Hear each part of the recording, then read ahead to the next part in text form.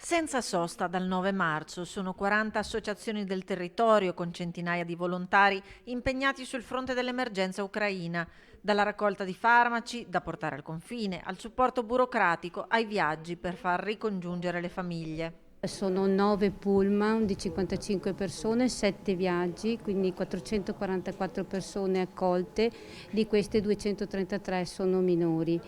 E 100 famiglie coinvolte perché quasi tutti vengono ospitate in famiglie della nostra provincia.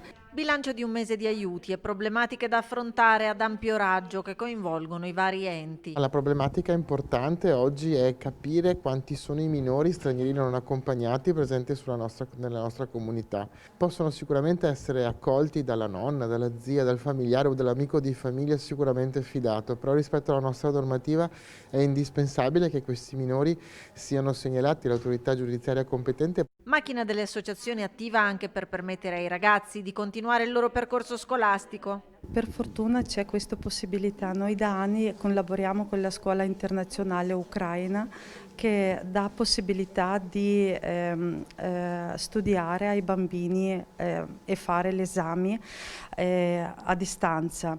E poi le iniziative delle scuole con la raccolta di materiale di cancelleria fatta da 2 classi quinte della scuola Giusti. Questo progetto Don Hero, che vuol dire eroi del dono, è iniziato come una riflessione sulla bellezza e sulla gratificazione che comporta anche per chi fa il dono e non solo per chi lo riceve. E alla fine questo progetto, che era nato in un altro modo, è stato rivolto proprio all'emergenza ucraina e quindi i bambini stessi hanno chiesto di poter partecipare a di volgere questo progetto con la raccolta a favore dell'Ucraina, dei loro amici ucraini, piccolini come loro, che purtroppo sanno non avere un posto dove andare a scuola, dove apprendere.